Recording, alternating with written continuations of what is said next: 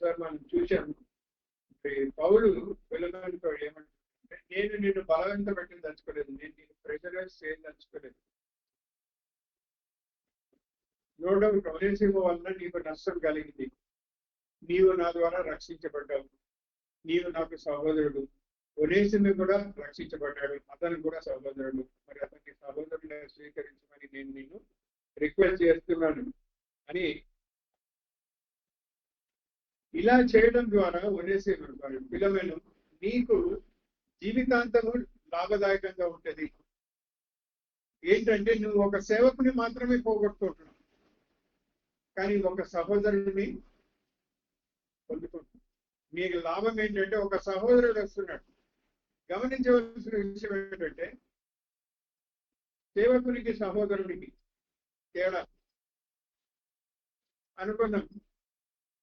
ఇప్పుడు ఒక సేవకుడు ఒక యజమాని వెళ్తున్నారు, సేవకుడు యజమాని కింద పడ్డాడు. సేవకుడు ఏం చేస్తాడు?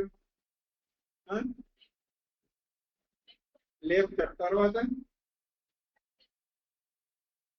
పరిచయం చేస్తాడు. ఓకే, మంచి సేవకుడు అని పరిచయం చేస్తాడు. తర్వాత ఇంకా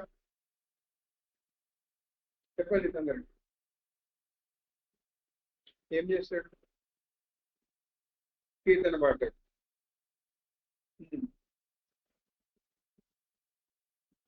వెంటనే ఇంటి వాళ్ళకి ఫోన్ చేస్తాడు, అయ్యా ఇలా. అదే సహోదరుడు అయితే ఏం చేస్తాడు? హాస్పిటల్ తీసుకుపోతే తేడా ఉంది. సహోదరుడు డీల్ చేసే విధానము, ఒక సేవకుడు డీల్ చేసే విధానంలో రెండింటిలో తేడా ఉంది. సో ఇక్కడ ఏమంటున్నాడంటే నీవు ఒక సేవకుని పోగొట్టుకుంటున్నావు, కానీ ఒక సహోదరుని నీవు సంపాదించుకుంటున్నావు. అయితే దీనికి నీవు విధంగా సంపాదించుకోవాలంటే ఫిలమోను నువ్వు కొంచెం త్యాగము చేయవలసి ఉంటుంది. సంఘంలో సహవాసంలో ఇది ఎంతో అవసరమైంది. త్యాగం, పేయింగ్ కాస్ట్ అనేది ఎంతో ఇంపార్టెంట్. నేను పోయినసారి మీకు యోహాను సువార్తలో కూడా చెప్పాను, అది మన డ్యూటీ. అది మనం ఎవరికి ఏం బుల్లసా చేయడం లేదు. ఒక సహోదరుడికి కానీ సహోదరికి కానీ సహాయం చేస్తున్నామంటే అది మన యొక్క డ్యూటీ. దేవుడు లోకాన్ని ఎంతో ప్రేమించి కుమారుడిని సాక్రిఫైస్ చేశాడు. ఏమన్నాడు? సాక్రిఫైస్ త్యాగం చేశాడు. త్యాగం చేయాలి. త్యాగం చేయడంలో నేను నిజమైన ఆనందం. అయితే కొంతమంది విశ్వాసులు ఏం చేస్తారంటే చాలా కుయుక్తులుగా ఉంటారు. మరి వాళ్ళని విశ్వాసులు అన్నా అవిశ్వాసులు అన్నా తెలియదు, కానీ వాళ్ళ గురించి వాళ్ళు కన్నింగ్ అనమాట. వారి అవసరం కోసం సహోదరులుగా ప్రవర్తిస్తారు. అవసరాలు చేసిన తర్వాత ముఖాలు కూడా చూడండి. అది పాపం, అది తప్పు. మరి ఒక సహోదరుడికి కానీ సహోదరికి కానీ సహాయం చేయాలి అన్నప్పుడు సాధారణంగా భావోద్రేకాలకు కాకుండా పరిశుద్ధాత్మ చేత ప్రోత్సహించబడి చేస్తే బాగుంటుంది. అదే ఇక్కడ పౌలు చేస్తున్నాడు.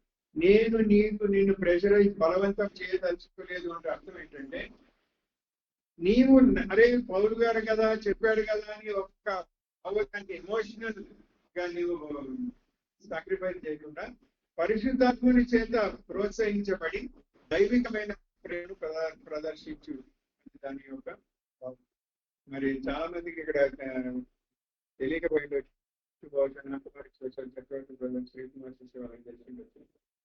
మా దగ్గరికి హరికృష్ణ అని ఒక అతను వచ్చేవాడు. జ్ఞాపకం చూస్తే ఆ హరికృష్ణ వల్ల ఆయన వచ్చాడు. మొత్తం ఒక 6 నెలలు మంచిగా సహవాసం ఉన్నాడు. బిల్డర్ ఆయన, మంచి మంచి బిల్డింగ్లు కట్టాడు. సహవాసంలో ఉన్నాడు. ప్రేయర్ రిక్వెస్ట్ ఇవ్వడం పోయాడు.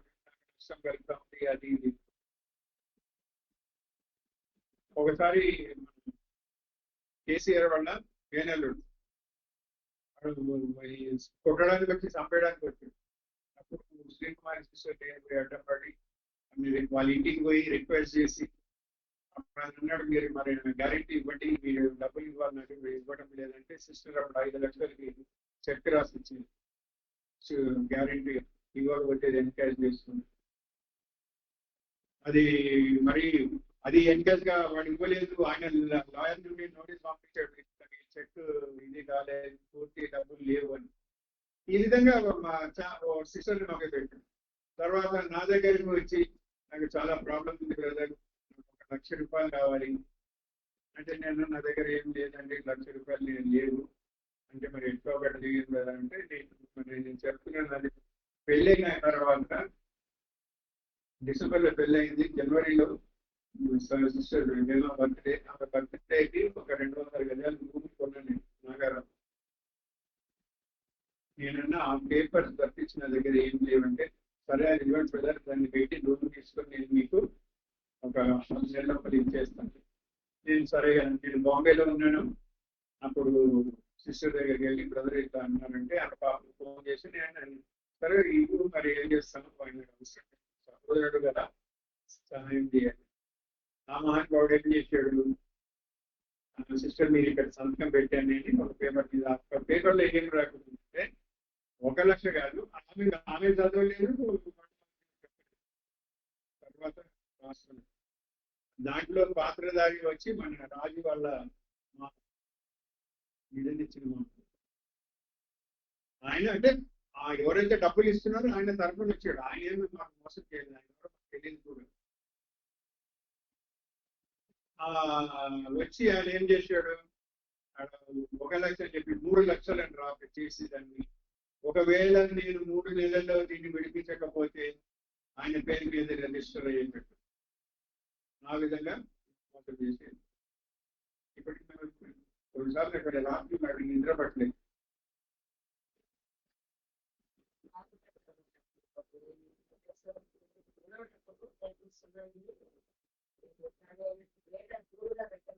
అదే ఈ తప్ప చేసినోడు పెద్ద రౌడీ.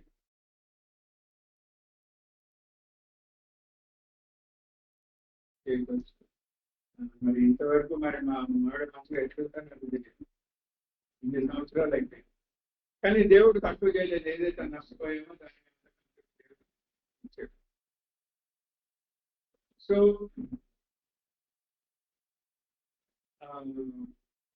అదే అనమాట. నేను నిన్ను బలవంతం చేయదలుచుకోలేదంటే అర్థం ఏంటంటే, నీవు ఎమోషనల్ గా కాకుండా ఉండడానికి. 15వ వచనం చదవండి, 15, 16. అతనికి మీదట దాసుడుగా ఉండక దాసుని కంటే ఎక్కువ వాడుగాను, ప్రియ సహోదరుడుగాను, విశేషముగా నాకును, శరీర విషయమును, ప్రభు విషయమును, మరి విశేషముగా నీకును ప్రియ సహోదరుడుగాను నీ యొద్ద ఎల్లప్పుడూ ఉండుటకే కాబోలు అతడు కొద్ది కాలము నిన్ను ఎడబాసి ఉండెను.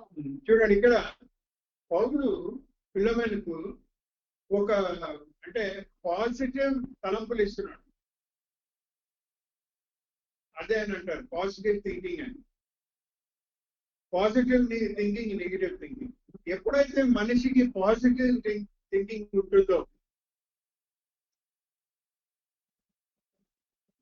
తనలో సమాధానం ఉంటుంది, కుటుంబంలో సమాధానం ఉంటుంది, సమాజంలో సమాధానం ఉంటుంది.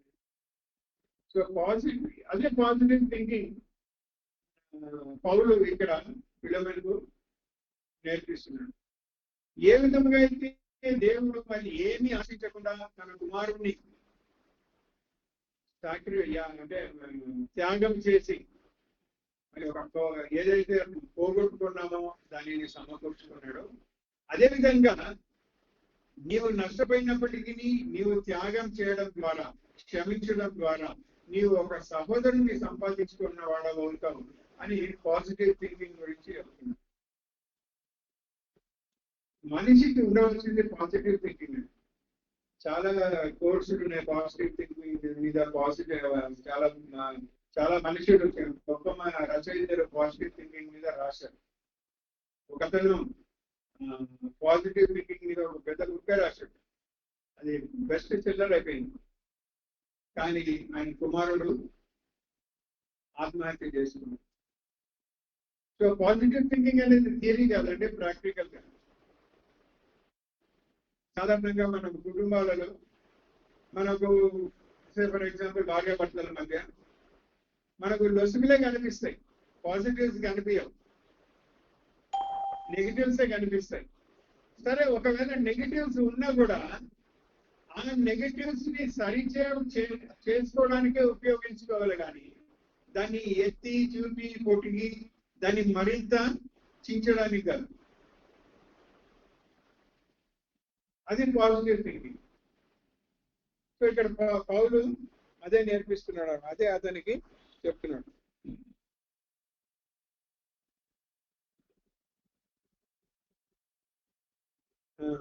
ప్రియ సహోదరుడుగా విశేషముగా నాకును శరీర విషయములో ప్రభువు విషయమును మరి విశేషముగా నీకును ప్రియ సహోదరుడుగాను నీకు ఎల్లప్పుడూ ఉండుటకే కాబోలు అతడు కొద్ది కాలమై నిన్ను ఎడబాసినాడు. ఇక్కడ కాబోలు అన్నాడు అంటే ఇది ఏమంటున్నాడు పౌలు అంటే, నేను కన్ఫర్మ్ గా చెప్పటం లేదు, బహుశా ఇది అయి ఉండొచ్చు అంటే ఇక్కడ దేవుని ఉద్దేశం ఏమిటి ఈ విధంగా గమనించాలి. దేవుని ఉద్దేశం ఏమిటి ఈ పరిస్థితిని అనుమతించడంలో అర్థం చేసుకోవడానికి ప్రయత్నం చేయండి. విశ్వాసి ఫిలమెన్, ఒనేసిము ఇంకా విశ్వాసి కాదు, దాసుడు, సేవకుడు, దొంగతనం చేశాడు. ఆ కాలంలో దొంగతనం అనేది క్యాపిటల్ పనిష్మెంట్. క్యాపిటల్ పనిష్మెంట్ అంటే మరణశిక్ష కూడా వేయచ్చు, అంత ఘోరమైనది ఆ కాలంలో. ఈ కాలంలో దొంగతనం అంటే ఏదో 3 నెలలో 2 నెలలో 2 సంవత్సరాలు వేస్తారు, లేకపోతే హెచ్చరించి వదిలేస్తారు. ఆ కాలంలో మాత్రం ప్రాణం అంటే ఏమంటారు దాన్ని, మరణశిక్ష ఉండేది. సో అలాంటి పరిస్థితి పిల్లలకు అనుమతించాడు. మరి పరిగెత్తిపోతూ రోమా సైనికులకు లేకపోతే పోలీసులకు చిక్కబడి ఖైదులో వేయబడ్డాడు. ఒనేసిము కదా అనుమతించాడు దేవుడు. సో ఇక్కడ పౌలు ఇది రాయడంలో ఉద్దేశం ఏంటంటే, ఒక్కసారి నువ్వు ఆలోచించే పిల్లలను, అసలు నీకు దొంగతనం చేసి పరిగెత్తిపోవాల్సిన అవసరం ఏమొచ్చింది? లేకపోతే దేవుడు ఆ పరిస్థితిని ఎందుకు అనుమతించాడు? ఎందుకు అనుమతించాడంటే, వాడు దొంగతనం చేసి పట్టుబడాలి, పట్టుబడి దేవుడు నా యొద్దకు జైల్లోకి తీసుకురావాలి. అందుకుగాను నన్ను కూడా దేవుడు జైల్లోకి తీసుకుపోయాడు. ఈ జైల్లోకి తీసుకుపోయి వాడు నన్ను కలిసి వాడు రక్షించబడిన తర్వాత ఇప్పుడు నీకు నష్టం కలిగజేసే సేవకుడు కాదు, నష్టం కలిగజేసే దాసుడు కాదు, కానీ ప్రయోజనకరమైనటువంటి ఒక సహోదరుడిగా నీ దగ్గరకు వస్తున్నాడు. ఇది జరగాలి. అది జరగాలి అంటే కొద్ది కాలము పిల్లమైన జీవితంలో కొంచెము చేదు అనుభవము అనుభవించండి. నేను కొంచెం అంటున్నాను, కానీ పిల్లమనికి తెలుసు ఎంత బాధపడ్డాడు. వాడు నష్టం దొంగతనం చేసుకొని వెళ్ళిపోయి డబ్బు తీసుకొని, బంగారు తీసుకున్నాడో ఏం తీసుకున్నాడో మొత్తం తీసుకుపోయాడు. నష్టం ఎవరికి కలిగింది? పిల్లలని. అది వస్తువులు పోయి. మానసిక ఒత్తిడి ఎంత ఉంటుంది?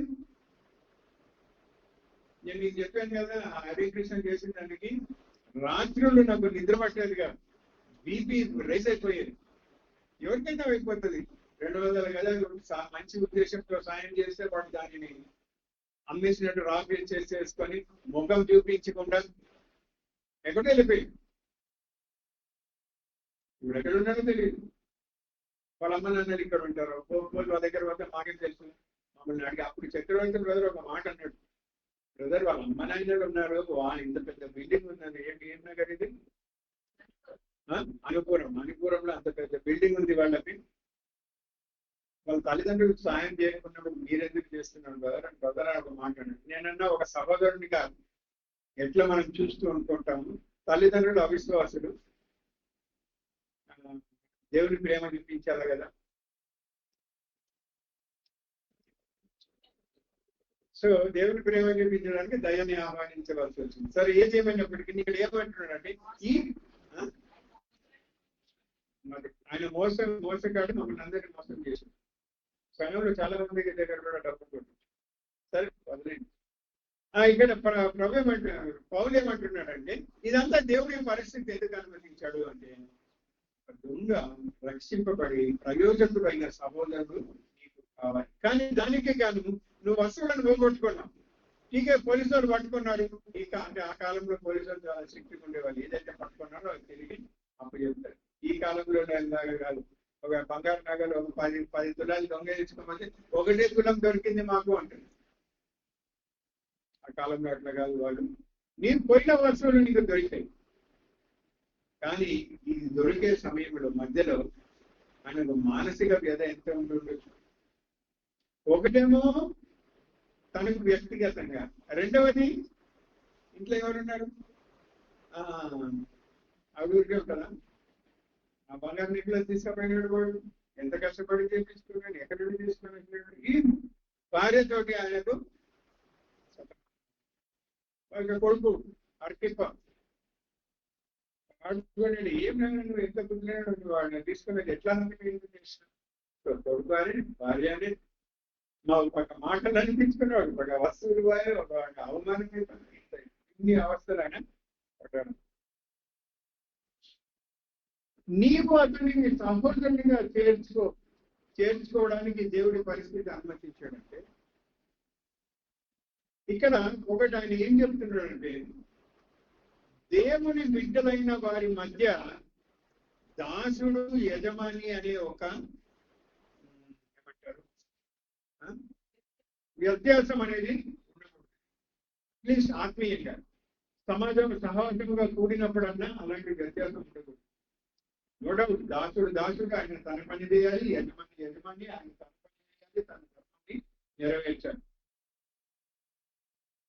అయితే ఇక్కడ పౌలు ఈ స్లేవరీ అనేది తీసివేశాడు, అంటే తీసివేయాలి అన్న ఉద్దేశంతో రాశాడు. బైబిల్ని చదివి మొట్టమొదట అమెరికా దేశంలో ఈ నల్లని వాళ్ళంతా కూడా సేవకులు అంటారు. నీగులో అంటారు, వాళ్ళు నీగులో అంటే కోపం వస్తుంది, బ్లాక్స్ అన్నది. ఈ నల్లని వాళ్ళందరినీ కూడా ఈ తెల్లని వాళ్ళంతా నల్లని వాళ్ళను స్లేవ్స్ గా, సేవకులుగా, దాసులుగా చూసేవాళ్ళు. వాళ్ళకి ఇలాంటి హక్కులు లేవు. Abraham Lincoln president of America, ఆయన బైబిల్ చదివిన తర్వాత దేవుని ప్రేమను తెలుసుకొని దేవుని ప్రేమను బట్టి రక్షింపబడిన వాళ్ళు సహోదరులు తెల్లని వారిని నల్లని వారిని తేడా ఉండకూడదని ఆయన స్లేవరీని మొత్తము అబాలిష్ చేశారు. చూడండి, దేవుని వాక్యం ప్రభావం ఎంతగా ఉండిందంటే అమెరికా దేశంలో దాసత్వం అనేది లేకుండా చేసింది. కానీ ఈనాడు వాళ్ళు బైబిల్ని పక్కకు పెట్టి పాపానికి దాసులైపోయారు. శారీరకమైనటువంటి దాసత్వం లేదు, కానీ మానసిక ఆత్మీయ దాసత్వం చాలా ఉంది అమెరికా దేశంలో. ఎవరికి లేనన్ని రోగాలు అమెరికాలో ఉన్నాయి. అందరూ అమెరికా అమెరికా అమెరికా అని ఎదుగుతారు. అక్కడ పోయి ఒకసారి రండి, అక్కడ పోయి బ్రతకండి, జీవించండి, తెలిసి వస్తుంది అమెరికా అంటే ఏంటో.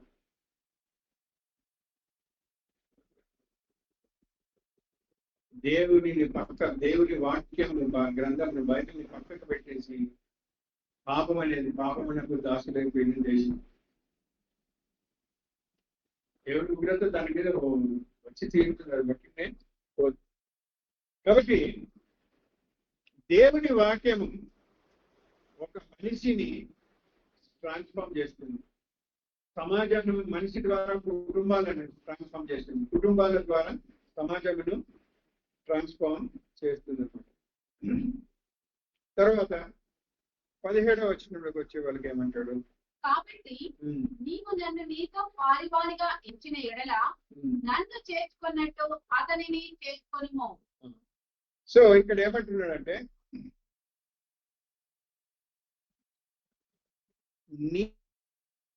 నీవు పాలివానిగా ఎంచిన ఎడల, పాలివాడంటే దెబ్బలు పడతాయి నీకు. పాలివాడంటే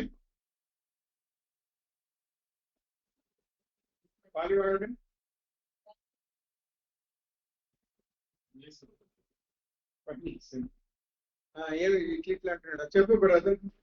ఇట్లా అన్నారు, ఇట్లా అయితే చెప్పండి.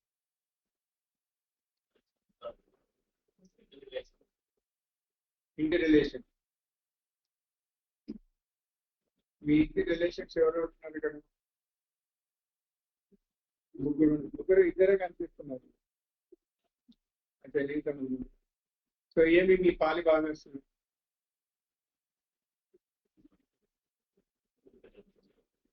అది బంధుత్వం అయిపోయింది. పాలి భాగస్తురాలు ఎట్లా?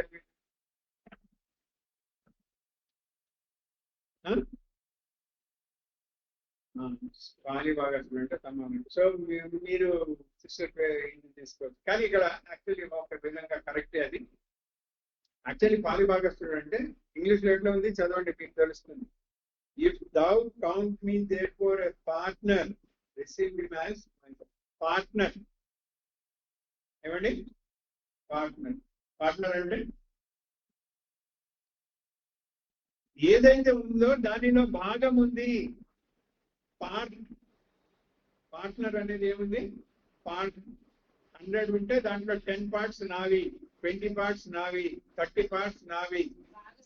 భాగస్వామి. సో మీ జీవితంలో ఆమె భాగస్వామి. ఆ విధంగా మీరు చెప్పింది కరెక్ట్.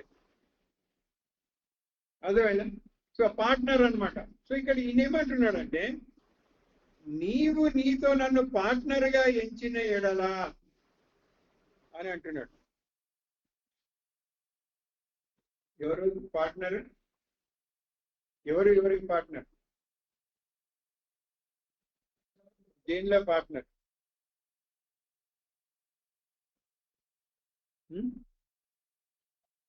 పిల్లలకి పౌలు పార్ట్నర్. ఏ విషయంలో పార్ట్నర్? ఆత్మీయ విషయాలలో, లేకపోతే సువార్తకు సంబంధించిన విషయాలలో, దేవునికి సంబంధించిన విషయాలలో నీవు పార్ట్నర్. అయితే నీవు నాతో పార్ట్నర్ కాకముందు, నేను నీతో పార్ట్నర్ కాకముందు నీవెవరు? నీవు ఒక రక్షింపబడలేదు కదా. అంటే నువ్వు ఎవరు?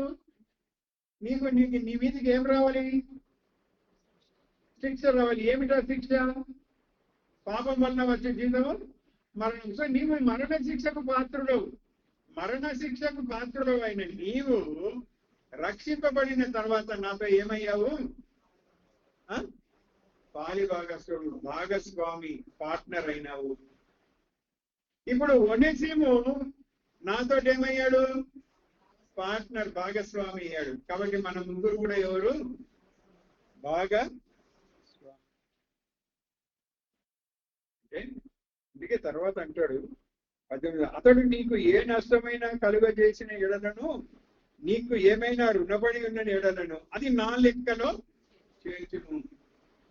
నీకు నష్టం కలిగింది, నీ నష్టాన్ని నువ్వు వెయివ్ ఆఫ్ చేయి, లేకపోతే దాన్ని కొట్టేసేయని నేను అనడం లేదు, మర్చిపో అనడం లేదు. నీకు తీరని నష్టం జరిగింది, ఆ నష్టాన్ని నాకు అంటగట్టు. ఇదే దేవుడు కూడా చేసింది. మన యొక్క పాపము, మన యొక్క మరణము ఎవరికి అంటుకట్టాడు? ఎవరికి అంటుకట్టాడు? యేసు ప్రభు వారికి అంటుకట్టాడు. ఆయన నీతిని మనకు అంటుకట్టాడు. సో అదే విధంగా ఏ విధంగా అయితే దేవుడు క్రీస్తుని మీద నా ప్రతి పాపము, నీ ప్రతి పాపము మోపి ఆయనను బలిగా చేసి, బలి అర్పణగా చేసి, యజ్ఞ పశువుగా చేసి నీకు నాకు రక్షణ ఇచ్చాడో, అదేవిధంగా నీకు కూడా ఆ యొక్క నష్టం నీకు ఏదైతే జరిగిందో అది నా మీద గౌరవిస్తే నేను స్వీకరిస్తాను. అంటే ఒక నీతిమంతునిగా గమనించండి. మన దేశంలో చాలా మంది ఇక్కడ నుండి పరారైపోయారు. ఏమంటారు తెలుగులో వాళ్ళని?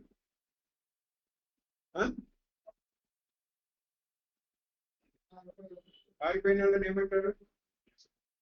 దేశంలో వదిలి పారిపోయారు కదా 15, 20 మంది, 20. వాళ్ళు అప్పులన్నీ చేసి అది మన మీద రుద్ది పారిపోయారు. సో ప్రభుత్వం ఏం చేస్తా ఉంది? ఇక డబ్బు రాదు కాబట్టి అదన్నీ కోల్డ్ స్టోరేజ్ లో పెట్టేయండి, అంటే దాన్ని ఇంకా మర్చిపోయండి, వైవాబ్ చేయండి. ఎవరు ఇస్తారా ఇది? మనం ఇచ్చుకోవాలి.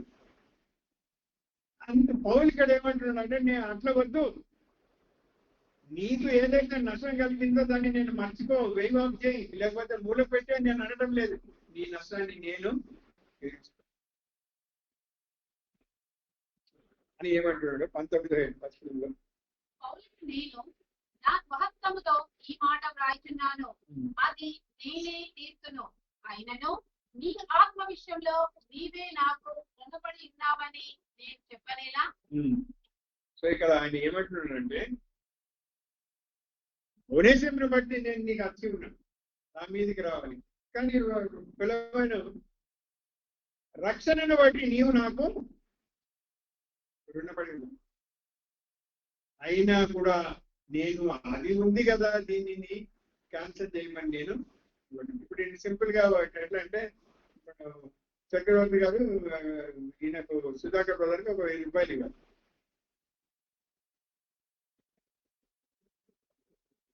సుధాకర్ బ్రదర్ నాకు 1000 రూపాయలు. సో ఆయన ఏమంటాడు, బ్రదర్ నాకు 1000 రూపాయలు ఇవ్వాలి, మీరు దానికి ఇచ్చేది అది సరిపోతుంది. సో చక్రవర్తి బ్రదర్కి నేను 1000 రూపాయలు. ఆయన ఏమంటాడు, సరే నేను మీకు ఇవ్వాల్సింది మీరు బ్రదర్కి ఇవ్వాల్సింది, బ్రదర్ నాకు ఇవ్వాలి కాబట్టి నేను ఆయనకి ఇవ్వను, ఆయన మీకు ఇవ్వడు, మీరు నాకు ఇవ్వాలి, అంతే కదా. ఇక్కడ పౌలు ఆ మాట అంటే చదివితే అట్లా అనిపిస్తుంది, రుణపడి ఉన్నావు నీవు నాకు రుణపడి ఉన్నావు అనడంలో ఒక సత్యాన్ని ప్రతి ఒక్కరు గ్రహించాలి. ఏంటంటే గమనించండి, కొరింథీయులకు రాసిన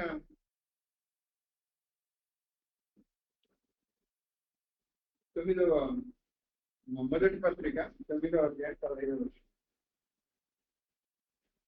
నేనైతే వీటిలో దేనినైనాను వినియోగించుకొనలేదు, మీరు నా ఎడల ఈ రాజున జరపవలనని ఈ సంగతులు రాయను లేదు. ఎవడైనాను నా అతిశయమును నిరర్ధకము చేయట కంటే నాకు మరణమే మేలు. అంటే యాక్చువల్లీ ఏమంటున్నానంటే, నేను ఎప్పుడు కూడా మీ ఇద్దరు నుండి నేను సహాయము ఎక్స్పెక్ట్ చేయలేదు. కానీ వాక్యంలో ఒక ఇదేంటంటే, ఎవరైతే సేవ చేస్తారో, పనివంతుడు జీవిత పాత్రుడు ఎట్లనో, మరి ఒక పశువు తాను చేసిన పనికి మేత కలిగే విధంగా దానికి యోగ్యత ఉందో, అదేవిధంగా సేవ చేసిన వానికి ఏమండి హక్కు ఉంది. అదే పౌలు అంటున్నాడు, ఆ హక్కు నాకు ఉంది, కానీ నేను దాన్ని అడగటం లేదు. దాన్ని నాకు నా పేరు మీద నువ్వు నేను కావాల్సింది. అంటే ఇక్కడ ఏం చేస్తున్నాడు అంటే, పౌరులు కూడా త్యాగం చేయడానికి సిద్ధంగా ఉన్నాడు. విశ్వాస జీవితంలో త్యాగం అనేది ఎంతో అవసరం ఉంది. మీకు జార్జ్ ముల్లర్ గురించి మీరు విని ఉంటారు. ఆయన ఆర్ఫనేజెస్ అన్ని ఎస్టాబ్లిష్ చేశారు. ఆ దేవుని పని చేయడానికి మంచి మంచి సంబంధాలు వచ్చిన పెళ్లి వద్దు, అనాథరైతే నేను చూసుకోవాలి, అది దేవుడు నాకు ఇచ్చిన బాధ్యత. దానికోసం నేను నా యవ్వనాన్ని త్యాగం చేయడానికి, నా శరీరేచ్ఛలను నేను త్యాగం చేయడానికి సిద్ధంగా ఉన్నాను. పెళ్లి చేసుకోకున్నాను, సేవ చేసి జీప్ ఎలియట్ అని ఉండేవాడు, చాలా పాటలు రాట్లేదు ఇంగ్లీష్. 29వ సంవత్సరంలో 26వ సంవత్సరాల్లో ఆయన పెళ్లి అయిన 3 సంవత్సరాలకు ఆఫ్రికా దేశానికి సువార్త చెప్పడానికి ఆయనతో పాటు 9 యవనస్తులు, బహుశా వాళ్ళకు కూడా అప్పుడే తెలియదు. ఈ ఆఫ్రికా దేశస్తులు నరభక్షకులు వాళ్ళు ఏం చేశారంటే, విషపూరితమైనటువంటి బాణములతోటి వారిని కొట్టి చనిపోయారు. ఒక యవన 3 సంవత్సరాలు ఆయన మరి బిడ్డలు ఉండి ఉండవచ్చు, యవన ప్రాయంలో ఉండే భార్య ఉంది, ఎంత ఎత్తుకోవచ్చు. కానీ ఏ దేశంలో అయితే నేను చంపారో, ఇవాళ అదే దేశం 75% విశ్వాసం. చేసిన త్యాగం వృధాగా పోదు. అదే ఇక్కడ ఆయన చెప్తున్నాడు. బాబా ఏమైనట్టు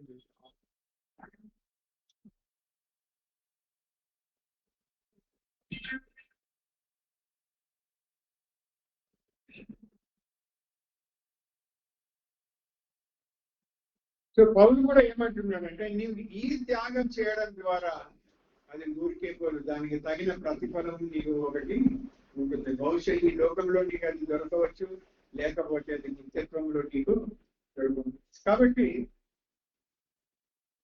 త్యాగంతో కొద్దో గొప్ప త్యాగం చేసి, ఇది ఏమంటారు అది జ్ఞాపకం మన దగ్గరికి వచ్చాడు వాళ్ళు అమెరికన్ నుండి సిబిఎన్ వాళ్ళు వచ్చారు, పిల్లలకి గిఫ్ట్స్ ఇచ్చారు కదా మనం అక్కడ డిఫెన్స్ కాలనీలో ఉంటున్నాం. అది ఎలా చేస్తారు తెలుసా అండి, ఒక్కొక్క పిల్లవాడు ఒక్కొక్క ఇంట్లో అంటే కుటుంబీకుల్లో ఎంతమంది అయినా సరే వాళ్ళ బ్రేక్ఫాస్ట్ ఏదైతే తింటారో ఆ ఖర్చును వాళ్ళు అదే బ్రేక్ఫాస్ట్ చేయకుండా ఆ ఖర్చును వాళ్ళు చందపెట్టేస్తారు. అదంతా కూడా కట్టుకొని ఇండియాకి తీసుకొని వచ్చి చిన్న పిల్లలకి లేని వారికి వాళ్ళు అవసరమైనవి ఒకరు తమ భోజనాన్ని త్యాగం చేసి ఈనాడు దేశంలో దేవుని సేవ చెప్పుకుంటూ ఒక్కొక్కడు ఏం కార్లు అవి అన్నిటికంటే పెద్ద కారు ఏంటంటే లగ్జరీ కార్, బెంజ్ కార్లలో తిరుగుతున్నాడు. అక్కడ ఎవరో తన మంచి భోజనాన్ని త్యాగం చేసి ఇక్కడ డబ్బులు పంపిస్తే బెంజ్ కార్లు. పౌలు అంటున్నాడు నేను అలా చేయలేదు, నాకు అలాంటి వద్దు.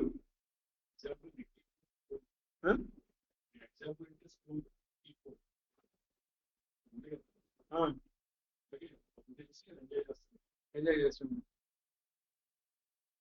మీరందరికీ ఒక దినం ఉందిలేండి, దాని ఏం లేదు. మనం ఇప్పుడు వాళ్ళని చూసి చూసిన వాడు ఎంజాయ్ చేస్తున్నాడు. కాబట్టి ఎవరైతే పరిచయం చేస్తున్నారో వారి గురించి పట్టించుకున్న బాధ్యత ప్రతి ఒక్కరి మీద ఉంది. అంటే నేను మీకు పరిచయం చేస్తున్నా కాబట్టి మీకు బాధ్యత ఉంది నా గురించి అని చెప్పడం లేదు. ఎందుకంటే దేవుడు నాకు ఇచ్చాడు, అది దేవుడు ఇచ్చింది చాలు. కానీ ఎవరైనా చేసినప్పుడు వాళ్ళకు నేను లాస్ట్ టైం పేరేంటి మన శుభా బ్రదర్ వచ్చాడు. వచ్చినప్పుడు సంఘం నుండి సాధారణ గిఫ్ట్ ఇస్తే ఆయన ఫస్ట్ వద్దన్నాడు, తర్వాత తీసుకున్నాడు కదా, తీసుకొని తిరిగి డబ్బాలు వేసేసి. అంటే నేను కూడా ఎవరైనా ఇస్తే నేను కొన్నిసార్లు తీసుకొని అవసరం వాళ్ళకి ఇచ్చేసి, ఏమో కొన్నిసార్లు నాకు అవసరం నుండి దేవుడు ఇచ్చేయడం నా దగ్గర కూడా ఎక్కువ ఉంటుంది కదా, నాకు ఎవరు ఇస్తారు? నేను ఎందుకో నేను నా ఇన్కమ్ ట్యాక్స్ ఇది పడితే ట్యాక్స్ బట్టి ఇచ్చేస్తాను. సో పూనాలో ఒక బ్రదర్ ఉన్నాడు, ఆయన ఫోన్ చేస్తే అన్నాడు అంకుల్ మీరు నాకు పంపించండి డీటెయిల్స్, నేను చూస్తాను నేను చేయగలమా లేదా. సో చెప్పదలుచుకున్నది ఏంటంటే పౌలు అంటున్నాడు నీవు నాకు వచ్చి ఉన్నావు, అయినా కూడా ఈ విషయంలో ఏమాత్రం ఇది లేదు, అతన్ని క్షమించి ఒక సహోదరుడిగా స్వీకరించు. తర్వాత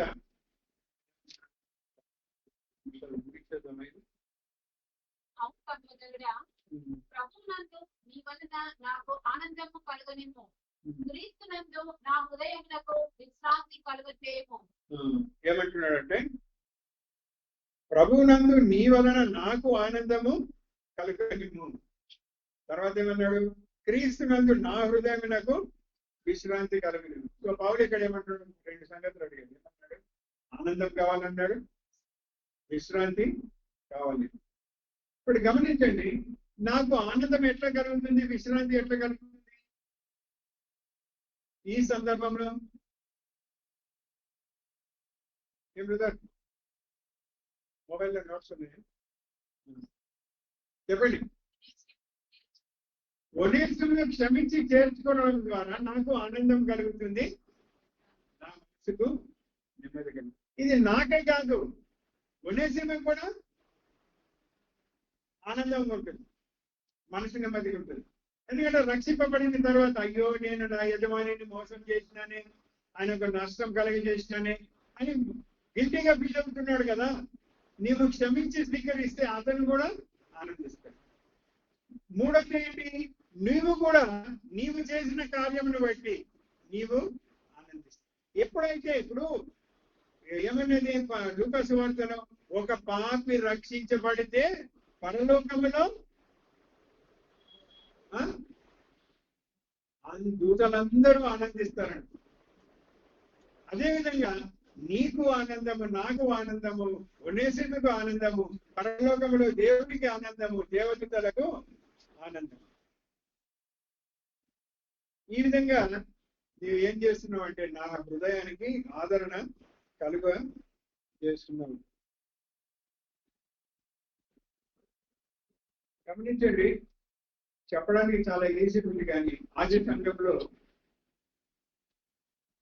ఇది చాలా ప్రాక్టికల్ గా చేసేవాళ్ళు. ఏ విధంగా చేసి ఎందుకు వాళ్ళు చేసేవాళ్ళు అంటే, వాళ్ళు రక్షింపబడిన తర్వాత వారిని యూదులు కానీ అన్యులు కానీ తక్కువ చూపులు చూసేవారు. వీళ్ళు యేసు ప్రభువుని విశ్వసించినారు, వీళ్ళను వెలివేయాలి. మంచి మంచి గొప్ప వాళ్ళు తమ బిల్డింగ్లను వదిలివేసి గుహలలో నివసించారండి. అలా వాళ్ళు గృహలో నివసిస్తున్నప్పుడు, తమ ఇంటిని వదిలి వస్తున్నప్పుడు వాళ్ళ వెంట కొద్ది గొప్ప ఏదో కొంచెం డబ్బు తెచ్చుకొని వచ్చు, బంగారం తెచ్చుకొని వచ్చు. వాళ్ళలాగా ఇంకా 10 మంది కూడా వచ్చారు గుహల్లోకి. అందరూ అడవుల్లో తిరుగుతున్నారు. కొద్దిమంది దగ్గర తిండి లేదు, కొద్దిమంది దగ్గర బట్టలు లేవు. ఏం చేశారండి ఉన్నవాళ్ళు? మేము అన్ని పోగొట్టుకున్నాము అని వాళ్ళు బాధపడకుండా, మాకు దేవుడు ఏదో కొంత ఇచ్చాడని వచ్చి ఇచ్చిన దాంట్లో నుండి వాళ్ళు లేని వాళ్లకు ఇచ్చారు. అంటే ఈ ఉదాహరణకు చెప్పాలంటే, ఒకడు 1000 రూపాయలతో వచ్చాడు అనుకోండి, ఒకరి దగ్గర 10 రూపాయలే ఉంది, లేకపోతే ఏమీ లేదు. 1000 రూపాయలు ఉండుకోండి, 1000 రూపాయలు ఉన్నాడు, అమ్మో ఈ 1000 రూపాయలు నేను వీనికి ఇస్తే దీంట్లో ఒక 100 రూపాయలు వానికి ఇస్తే నాకు 100 తక్కువ అవుతుంది, నాకు అవసరం వస్తే ఎట్లా అని ఆలోచించారు. నా సహోదరుడు, తెలుగులో బంధు ప్రీతి అంటారు కదా, బంధు ప్రీతి చాలా ఉంది మన మనలో ఉంటుంది. బంధు ప్రీతికి మూలం ఏమిటి? రక్త. Very correct answer. దేనికి? రక్తం సంబంధం. ఇప్పుడు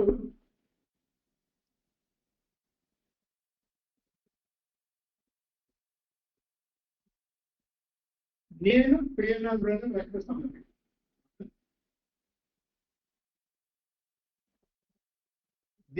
మా రక్త సంబంధానికి మూలం ఎవరు? ఎవరండి? మా తల్లిదండ్రులు. మా తల్లిదండ్రులను బట్టి మేము నేను సుధాకర్ బ్రదర్ రక్త సంబంధికుడా కాదు కదా.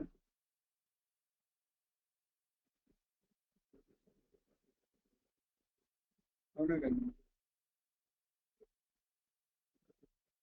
కాదు. కరెక్టే, కాదు. తల్లిదండ్రుల రక్తం కంటే సృష్టికర్త అయిన దేవుని రక్తము, ఆ రక్త సంబంధము భూలోక రక్త సంబంధం కంటే ఎంతో శ్రేష్టమైనది. అందుకే మీరు కాదు అన్నారు.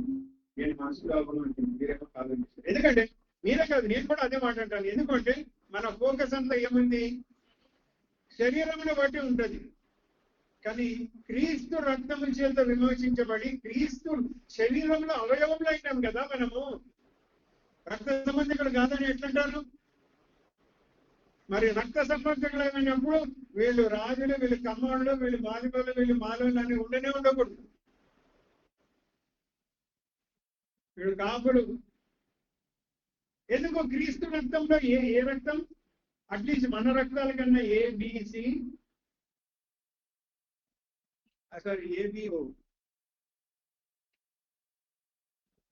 ఏంటి A positive A negative B positive B negative O positive O negative తర్వాత ఏబి పాజిటివ్ ఏబి నెగటివ్. ఎన్ని ఉన్నాయి రకాలు? మనుషుల రక్తంలో ఇన్ని రకాలు ఉన్నాయి, కానీ క్రీస్తు రక్తంలో అదే రక్తం.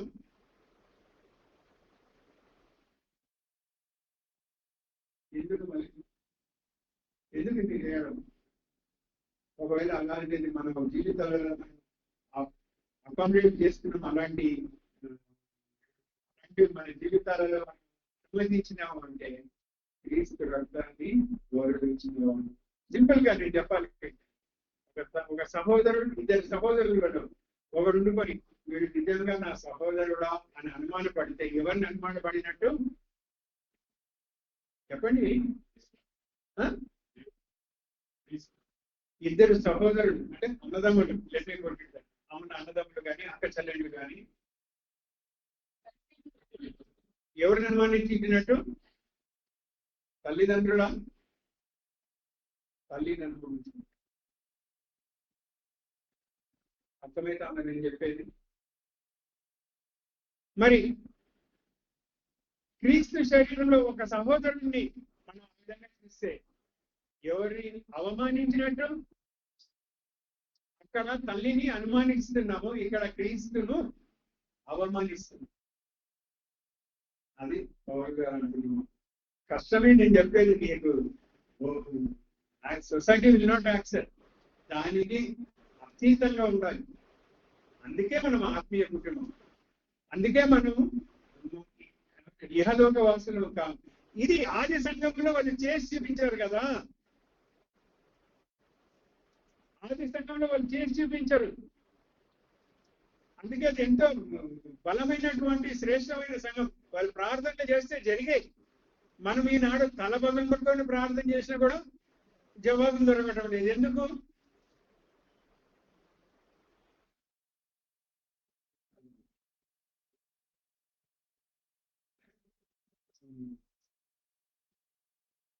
తర్వాత ఏమన్నాడు?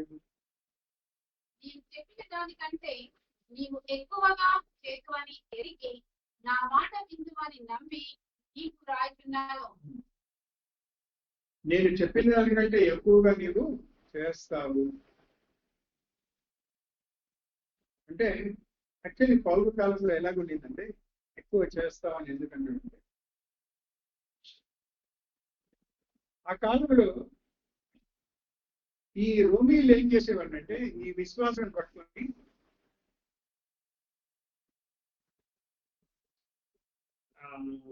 వాళ్ళ స్టేడియంస్ ఉండే, ఇప్పుడు ఎట్లా మన లాల్ బహదూర్ స్టేడియం ఉందో అట్లా క్రీడా సంఘాలు ఉండేవి. అక్కడ ఈ విశ్వాసాలతోటి వాళ్ళు గేమ్స్ ఆడేవాళ్ళు. ఏ విధంగా అంటే విశ్వాసాలను దాని లోపల పంపించి వాళ్ళు చుట్టూ ఉండుకొని ఒక సింహాన్ని వదలడం, వాళ్ళు పరిగెత్తే వాళ్ళు అన్నమాట. కానీ అక్కడ ఏం జరిగిందంటే ఒకటి బాగా గమనించాలి, వాళ్ళలో ఉన్న పట్టింపు చూడండి.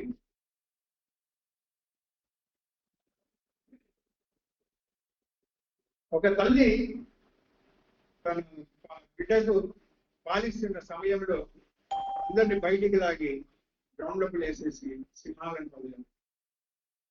అప్పుడు అక్కడ ఉన్న ఇంకొక విశ్వాసి అన్నదంట, అమ్మ సింహం వస్తా ఉంది, నేను ముందు వెళ్తాను,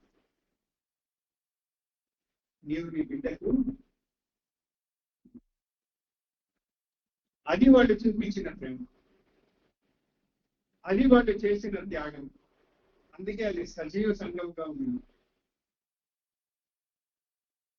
సో పౌలు అదే అంటున్నాడు, అలాంటి త్యాగపూరితమైన మనం చేయడం ద్వారా ఇహలోకంలో మన దేవుడు శాశ్వతం కాదు, పరలోకంలో మనకు. అందుకే నేను చెప్పేదన్నా కానీ నీవు ఎక్కువగా చేతు అని నమ్మి నేను నీకు వ్రాయించిన. నాకు ఆ నమ్మకం ఉంది. ఎందుకు ఆ నమ్మకం ఉంది అంటే నేను అట్లా చేసినాను. ఎందుకు పౌలు అనేవాడు నేను ఎవరు, నేను ఒక గొప్పవాడిని, పరిసయ్యుని, గమనియల్ దగ్గర చదువుకున్నాను, సన్హెద్రిన్లో నేను ఒక మెంబర్, నా దగ్గర చాలా డబ్బు ఉంది. కానీ జైల్లోకి ప్రాణం కొట్టిన సమయంలో ముందుగా ఏం మిగిలింది? ఏం మిగిలింది? ఒక అంగి మాత్రము మిగిలింది. తిమోతిలో మనం చదివాం కదా, అంగి మాత్రం మిగిలింది. అంతా నేను ఏం చేసినాను? సహోదరి సహోదరులకు త్యాగం చేసింది. ఏం లేదు.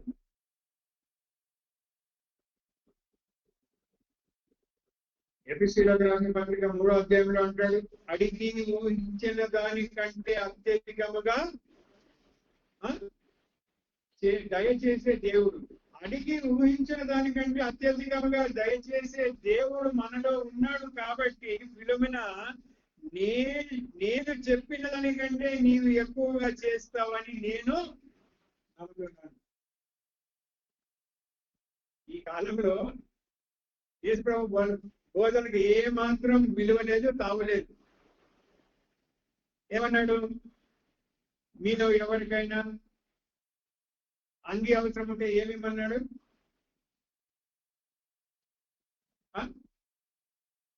ఏమన్నాడు?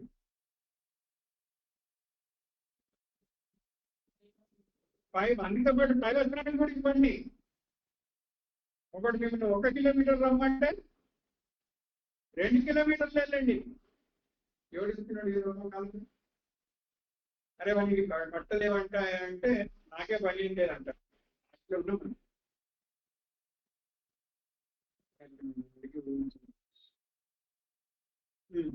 తర్వాత నీ ప్రార్థనల మూలంగా నేను నీకు అనుసరింపబడునని నిరీక్షించుచున్నాను కనుక నా నిమిత్తము మత సిద్ధం చేయము. ఏమంటున్నారండి? నీ ప్రార్థన మూలంగా నేను నీకు అనుగ్రహింపబడుతున్నని నిరీక్షించుతున్నాను కనుక నా నిమిత్తము బస సిద్ధము చేయము. సో ఇక్కడ 2 కోరుకుంటున్నాడు అని, నా కోసం నీవు బస సిద్ధం చేయంటే ఒక రూమ్ నాకు సిద్ధంగా ఉంచు. ఇదిగో ఇప్పుడు మేము పెళ్లికి పోతున్నాం అంటారు, మీరేం నిశ్చితంగా రండి, మేము మీకోసం రూములు పెడతాం. సో అదే పౌలు అంటాడు, నీవు నాకు అంటే అడ్వాన్స్ ఇన్ఫర్మేషన్ పౌలు ఎందుకు ఇస్తున్నాడు అంటే, పౌలుకు తెలుసు. ఏమంటున్నాడు? నేను నిరీక్షించున్నాను, నాకు ఆ కాన్ఫిడెన్స్, ఆశ ఉంది, నాకు నిరీక్షణ తప్పకుండా చేస్తాను. అంతేకాకుండా పౌలు ఏమంటున్నాడు? నీవు నా గురించి ప్రార్థన చేయి. ఈ ప్రార్థన ద్వారా బహుశా మనము కలవడానికి అవకాశము ఉంటుంది. కాబట్టి ఈ యొక్క ఏమంటారు, ఆతిథ్యం ఇవ్వడం అనేది ఒక విశ్వాసి యొక్క రాష్ట్ర పత్రిక 13వ అధ్యాయం 1వ వచనం. సహోదరి ప్రేమ నిలవరముగా ఉండనీయుడి, ఆతిథ్యము చేయ మరొకడే. ఆతిథ్యం చేయ మరొకడే. మొన్న నేను 3 దినాలు పుణ్యాలకు వెళ్ళాను కదా మీటింగ్స్ కి. అయితే నాకు ఉండడానికి సాధారణంగా నేను రూమ్ బుక్ చేసుకుంటాను, మన అవైలబుల్ లేదు అన్నాడు. సో నేను అక్కడ బ్రదర్స్ కి చెప్పే, బ్రదర్ మా ఇంట్లో ఉంది, వేరే దగ్గర ఎక్కడ ఉన్నాను అంటే వేరే ఏరియా దగ్గర అసెంబ్లీ దగ్గర ఆ బ్రదర్ ఏమన్నాడంటే, బాగుంటుందండి బ్రదర్, మీరు మా ఇంట్లో వచ్చి ఉండండి అని అన్నది. ఫ్లాట్ 2 బెడ్రూమ్ ఫ్లాట్, ఒక హాల్ 2 బెడ్రూమ్. వాళ్ళ ఇంట్లో ఉండేది ఎవరు? ఆయన భార్య, 2 కుమారులు. ఇదిగాక నన్ను రమ్మన్నప్పుడు ఆయన ఇంటికి వచ్చింది, కాన్పు కోసం ఇంటికి వచ్చిన కూతురు. ఇట్లా పెట్టుకొని ఎవరైనా అతిథులు ఉంటారు.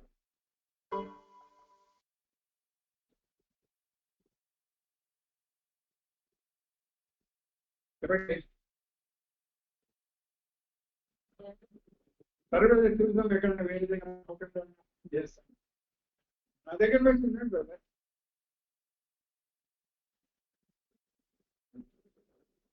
ప్రేమ, ఆ ప్రేమని నువ్వు కనపరుస్తావని నేను విశ్వసిస్తున్నాను. అంటే ఏంటంటే ఈ ఆతిథ్యం ఇవ్వాలన్నప్పుడు మనకు సమయం ఖర్చు పెట్టుకోవాలి, డబ్బులు ఖర్చు పెట్టాలి, మన ఆరోగ్యం ఇవన్నీ కూడా త్యాగం చేయాల్సి వస్తుంది. తర్వాత క్రీస్తు యేసునందు నా తోటి శక్తి అయిన ఎపఫ్రా, నా జనపని వారైన అరిస్తార్కు, దేమ, లూకా వందనములు చెప్పుచున్నారు. మన ప్రభు అయిన యేసుక్రీస్తు కృప మీ ఆత్మకు తోడైనను గాక. ఆమేన్. గమనించండి, ఇక్కడ ఆయన పౌలు 23-24 వచనాలు ఏమంటాడు? నా తోటి ఖైదైన ఎపఫ్రా, చిత్తపాని వారైన మార్కు, అరిస్తాడు, దేమ, లూకా వందనములు చెప్తాడు. అంటే పౌలు ఎప్పుడు కూడా తాను ప్రత్యేకమైనటువంటి అనుభవం కలిగిన అపోస్తలుడు అయినప్పటికీ కూడా, మూడవ ఆకాశమునకు వెళ్ళి వచ్చిన వాడైనప్పటికీ కూడా ఏ విషయంలోనూ కూడా ఆయన గర్వించలేదు. నేను అని ఆయన ఎప్పుడు కూడా అనలేదు. ఏమంటున్నారు? ప్రతి విషయంలో కూడా నా జత పని వారు అంటే అర్థం ఏంటంటే, వాళ్ళు నేను కలిస్తేనే దేవుని పని అవుతుంది. వాళ్ళు నేను కలవకపోతే దేవుని పనికి మేము నష్టము కలుగజేసిన వాళ్ళని అనుకుంటాము. చాలా మంది ఈ కాలంలో నేను అది చేసిన, నేను ఇది చేసిన, నేను ఈ సంఘాన్ని స్థాపించిన, నేను ఇన్ని సంఘాలు స్థాపించిన, దేవుని పని it is always collective work. మీకు కలిస్తేనే దేవుని పని అవుతుంది. నేను కదా నేనే అంటే, సరే బాబు దీన్ని ఆన్ చేయి అంటే బహుశా ఇది ఒక్కటి ఇట్లా ఆన్ చేసి పడిపోతాం. అర్థమవుతుందా నేను చెప్పేది? ఇది దీన్ని వెనక్కి అందామంటే ఇది కింద పోతాం. ఒకరి వలన పని జరగదు, అందరూ కలిసి అదే ఆయన ఒకటి పెట్టారు. కాబట్టి యేసు ప్రభు కూడా శిష్యులకు ఏం చెప్పాడు? మీరు ఎట్లయితే అన్నాడు, ఇద్దరిద్దరు కలిసి పనిచేయాలి. సంఘంలో ఒక వ్యక్తి కాదు, ఎల్డర్స్ కూడా కలిసి పనిచేయాలి. పెద్దలు ఇద్దరు ముగ్గురు కంటే అంటే ఒకరికంటే ఎక్కువ. కొంతమంది సంఘాలలో పెద్దలు ఉండనే ఉండరు, అంతా సింగిల్ హ్యాండెడ్. దేవునికి అక్కడ స్థానం లేదు. అది దేవుని యొక్క దేవుని పేరు మీద జరుగుతున్న సేవనే, కానీ దేవుని లేదు, దేవుడు లేడు అక్కడ. మీరు నిజమానొచ్చు, నిజం 100% నేను రాసిస్తా, తీసుకోండి. సింపుల్ గా చెప్పండి. యెహెజ్కేలు, నేను బైబిల్లో చెప్పాను, యెహెజ్కేలు ఏదైతే మందిరం చూశాడో ఆ మందిరంలో మహిమ ఏమైంది? ఎక్కడ మహిమ పోయింది కదా. ఎట్లా పోయింది? ఫస్ట్ గుమ్మం దగ్గరకు వచ్చింది, తర్వాత ఒలివ కొండకు వచ్చింది, తర్వాత కొండ మీదకి పోయింది, కొండ మీద నుండి దేవుని యొద్దకు మహిమ ఆరోహణమైంది. యేసు ప్రభు తిరిగి తన యొక్క రెండవ రాకడలో ఈ యొక్క మందిరం స్థాపించబడినప్పుడు అప్పుడు మహిమ తిరిగి భవిష్యుడు చెప్పాను కదా. అంటే మందిరం ఉంది కానీ మహిమ లేదు. మరి మహిమ లేని మందిరం దేంతో సమానము? మహిమ లేని మందిరము దేంతో సమానం? దయ్యాల కొంగతో సమానము. ఎందుకు? దేవుడు లేడు. బ్రదర్, అది చర్చ్ బిల్డింగ్ బ్రదర్, దేవుడు ఉన్నాడా? లేడు. దేవుడు లేకపోతే అదేంటి? చర్చ్ బిల్డింగ్ అయినా, జూద గృహం అయినా, బార్ అయినా ఒకటే. ఏంటి బ్రదర్ మీరు ఇట్లా అంటారు, చర్చ్ పట్టుకుని బార్ అంటారు? దేవుడు లేడు కదా భయ్. దేవుడు ఉన్నాడా? దేవుడు లేడు. దేవుడు ఉంటేనే మహిమ, దేవుడు ఉంటేనే ఘనత, దేవుడు ఉంటేనే ప్రాముఖ్యత.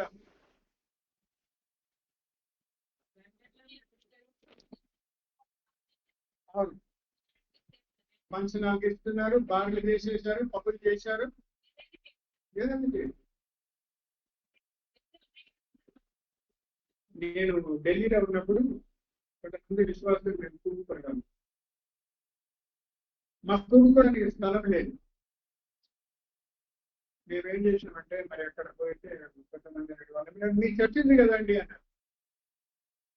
రెంట్ ప్లేస్ అడిగితే వాళ్ళు మీ చర్చ్ ఉంది కదా అన్నారు. అది ఒక క్యాథలిక్ చర్చ్. టెలివిజన్ అన్ని అక్కడ ఎంటర్ అయినప్పటి నుండి వరుసగా ఇట్లా అన్ని కూడా ఏమిటండి విగ్రహాలు.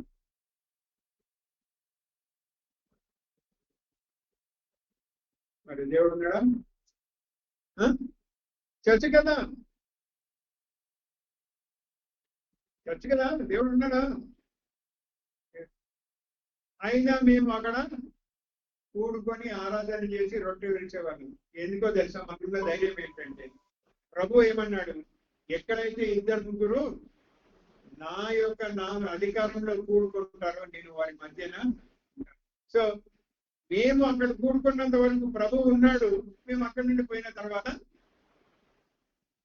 అవి ఉన్నాయి. అర్థమైందా? కాబట్టి స్థలంది కాదండి ప్రాముఖ్యం, స్థలం కాదు ప్రాముఖ్యం. అది చర్చ్ అండి బాబు. మీతో ఒక సెలవు ఒక పెద్ద ఏమంటారు దాన్ని అండర్ లైటింగ్ పిడికి పడితే అక్కడ నుండి కింద పడిపోవచ్చు. అప్పుడు 5 గంటలు సిలువ పడిపోయిందంటావా? సిలువ నాలో కార్యం చేయాలి, బిల్డింగ్ గీదగా ఉండదు. సిలువలో ఉంచితే ఇంకా క్రీస్తు చనిపోయినట్టే లెక్క. సిలువ దేనికి గుర్తు? క్రీస్తు మరణానికి. అంటే క్రీస్తు ఇంకా మరణించినాడా? ఆయన పునరుద్ధరణుడు అయినాడు కదా. దానివల్ల ఒక చిన్న గుహ లాంటిది పెట్టుకొని ఒక దొరలించబడిన రాయి ఒకటి పెట్టుకో మీద. పునరుద్ధరణుడైనటువంటి క్రీస్తు. చెప్పదలుచుకున్నది ఏంటంటే పౌలు ఏమంటున్నాడు, పెద్దలమైనది నీకు నష్టమే కలిగింది, దేవుడిది అనుమతించాడు ఒక ఉద్దేశంతో. దానిని నీవు గౌరవించి అతన్ని ఒక సహోదరునిగా స్వీకరించు.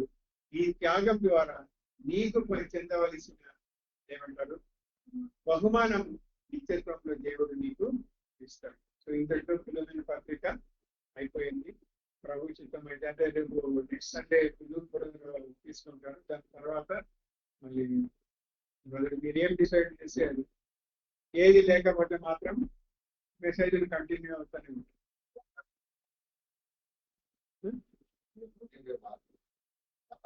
ఓకే,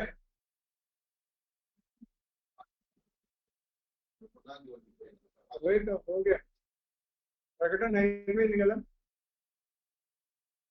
అన్నీ. తీసుకుంటే మళ్ళీ తీసుకుంటాం, నాకేం రావట్లేదు. కానీ ఇప్పుడు అదంతా వర్డ్స్ బట్టి వస్తుండడానికి కష్టం. సమరిగా తీసుకోవాలి. తీసుకుంటే తీసుకుంటాను, లేదా సువార్త చేద్దామంటే సువార్త ఇష్టం.